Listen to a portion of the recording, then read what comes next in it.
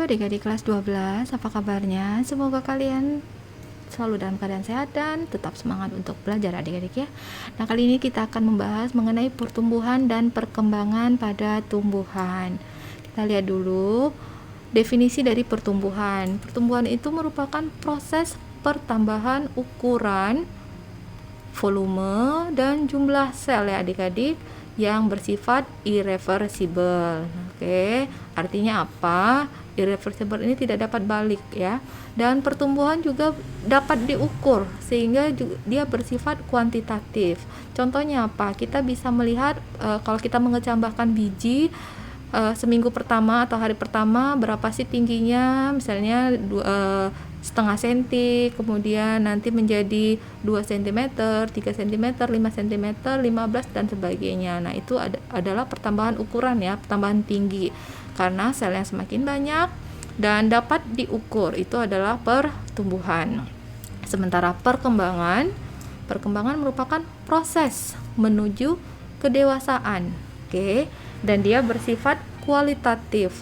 Jadi tidak dapat dinyatakan dengan angka. Dinyatakan dengan perubahan bentuk dan tingkat kedewasaan. Jadi kita tidak bisa melihat perkembangannya berapa ya, berapa sentimeter, tidak bisa ya, karena tidak bisa dinyatakan dengan angka. Seberapa dia bisa mengalami perkembangan dinyatakan dengan perubahan bentuk dan tingkat kedewasaan. Oke, sekarang kita lihat di sini bahwa pertumbuhan dan perkembangan itu berjalan sejajar adik-adik ya, dan berdampingan, jadi tidak bisa dipisahkan. Nah, pada tumbuhan, organisme secara umum disebut dewasa jika mampu berkembang biak secara generatif.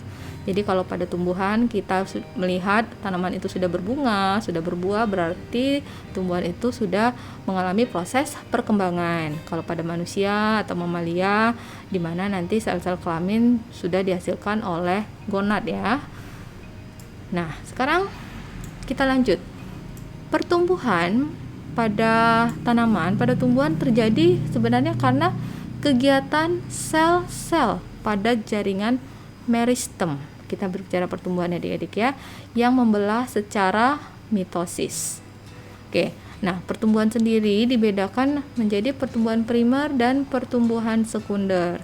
Ini sebenarnya sudah kita pelajari di kelas 11 ya. Nah, kita lanjut kembali. Pertumbuhan primer disebabkan oleh aktivitas dari meristem primer ya adik-adik. Nah, tentu kalian masih ingat meristem primer ini nanti menyebabkan tumbuhan itu tumbuh semakin panjang ya, batang semakin tinggi, begitu juga dengan akar semakin panjang menembus ke dalam tanah. Jadi memanjangnya ujung akar dan ujung batang, akar dan batang, pertumbuhan primer. Nah, sekarang kita lihat dulu zona pertumbuhan ini pada akar. Di sana ada, di sini kita lihat di paling bawah, ini zona pembelahan. Oke, sel-sel meristem di sini aktif membelah. Kita tahu bahwa salah satu sifat sel meristem adalah aktif membelah adik-adik ya, rapat.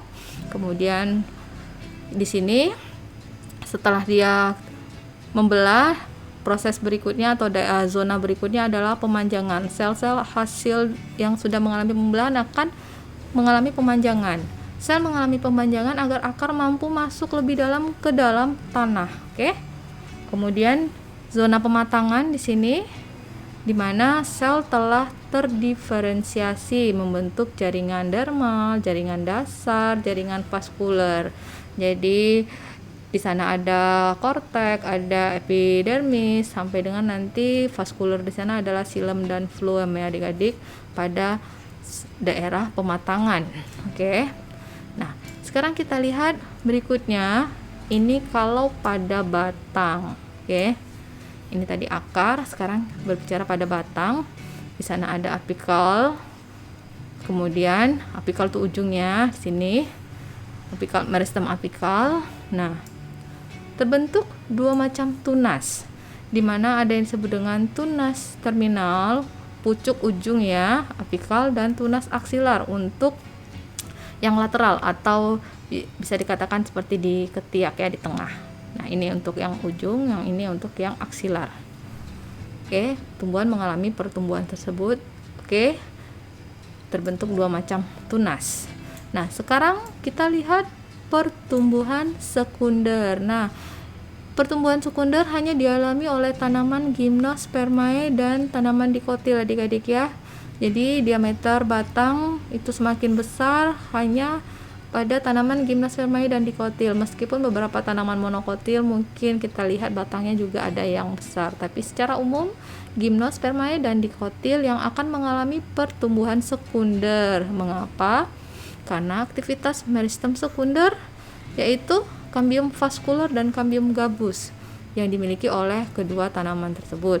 Nah, Cambium vascular nanti ke arah dalam membentuk xilem sekunder, xilem untuk pengangkutan air ya adik-adik, dan ke arah luar untuk membentuk phloem untuk mengangkut hasil fotosintesis ya. Nah, kalau kita lihat seperti ini gambarnya. Oke. Ini pertumbuhan primer. Jadi, ini pertumbuhan sekunder. Nah, kalau di sini kan hanya ada xilem, phloem, kemudian ini cambium, oke. Ini phloem, xilem di dalam. Oke, sclerenchyme sini. Nah, di sini mulai ada aktivitas xilem sekunder yang membentuk phloem sekunder. Oke, ini. Kemudian ini juga xilem sekunder. Oke. Kemudian di sini yang cambiumnya.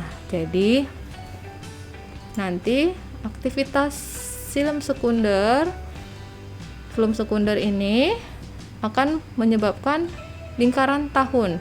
Nah, lingkaran tahunan ini yang menyebabkan nanti batang semakin membesar ya. Oke, adik-adik. Jadi xilem dan phloem, kemudian terbentuknya xilem dan phloem sekunder ini yang nanti menyebabkan seperti lingkaran konsentris atau yang disebut dengan lingkaran tahun, dan akhirnya batang semakin membesar. Oke, selanjutnya kita lihat untuk Cambium gabus. Tadi itu Cambium vascular adik-adik ya. Ini disebut dengan velogen, ke arah luar membentuk velum, ke arah dalam membentuk veloderma. Nah, bentuknya seperti ini. Oke, Cambium vascularnya, phloem sekunder, kemudian Cambium gabus. Di sini gabusnya, dan di sini parenchyme untuk secara anatomi seperti ini, veloderm. Kemudian ini gabus velum dan ini velogennya.